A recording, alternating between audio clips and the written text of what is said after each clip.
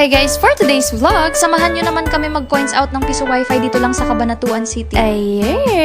Ayun na nga guys, saktong paalis kami ng Walter Cab ay biglang tumawag si business partner para nga magpa-coins out. Dali-dali na nga kami bumiyahe guys papunta kay business partner. Ayun na nga guys, palabas na nga kami ngayon ng Walter Cab. Ayun na nga guys, nandito na kami sa tapat ng SM Mega Center. Naalala ko nga pala guys, nung high school pa kami. Ito yung pambansang tambayan namin. Ayun na nga guys, nandito na kami sa tapat ng 578.